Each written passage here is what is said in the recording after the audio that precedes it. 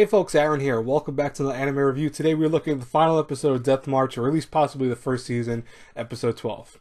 Now, this week's episode was actually enjoyable. I really enjoyed how, it didn't rely on action or anything super spectacular, which I thought it could do.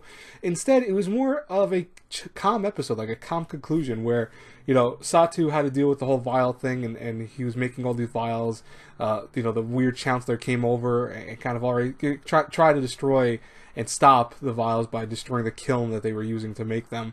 But luckily Satu was able to save all the vials inside by using the item box he has, and then using some magic with another item box to make it so they would cool down and be able to be used. It was a very relaxing concept. It wasn't like super intense. I mean, it worked out in the favor of them because they were able to then also show the king, hey, this is what's going on behind your scenes, But at the same time, they were able to deliver all the items to the necessary people and kind of just save the day, just save the witches' village, or not village, but like forest, I should say. Even though I feel like it should be a village at this point, but they were able to save her forest and everything, so it was a nice thing.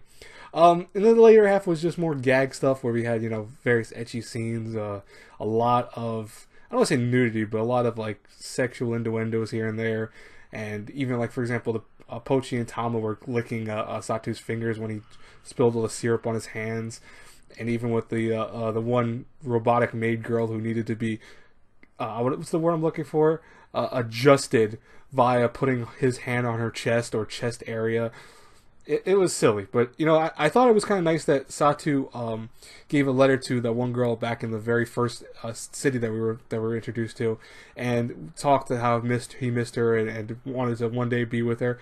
And I'm like, that's kind of nice, Satu. Even though you were a womanizer without being a womanizer, and for the fact that you basically banged like probably a dozen girls already, you still apparently have feelings for this main girl. So that's kind of nice, I thought. It's just a little silly, but it's also nice. Anyways, I digress from that. What I thought was kind of interesting, even though it was shoehorned in, because it really was shoehorned in, was the story that he read to the girls before they went to sleep, where it essentially talked about how all the heroes and all the people were sent to this isekai world. Because it talks about the various deities, and one was a kind of mischievous guy, so what they did was end up giving him a power of summoning heroes. This way he would kind of stop doing what he was doing.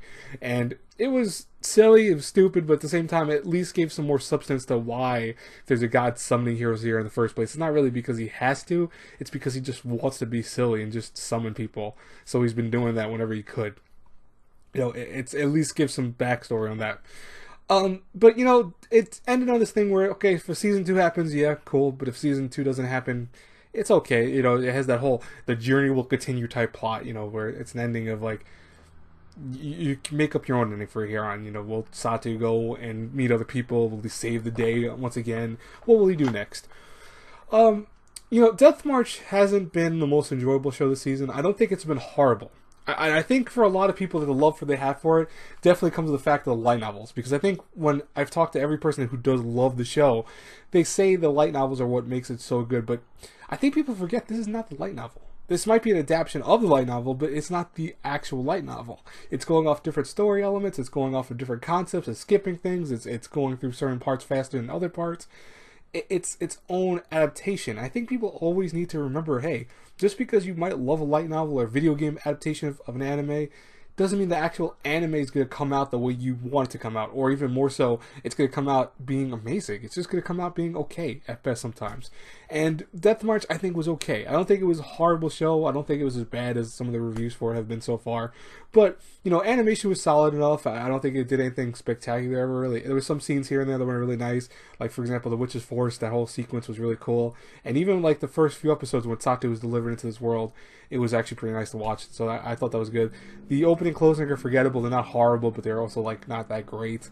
The voice acting worked fine. I really loved how all these characters were very different and diverse in terms of how they acted and stuff like that. Even though they followed, similar archetypes and all that. But overall, did I enjoy the show? Yeah, I enjoyed it. I don't think it was like a chore to watch it. Sometimes it felt like it during some episodes, but most of the time I enjoyed the show. And out of the 12 episodes we got, I think I enjoyed about maybe, I'm going to say about more than half. So I'm going to say maybe 7, 8 episodes I enjoyed. So that's a pretty good number. That's why if I had to review Death March from between an A through an F, I'm going to give it a solid C.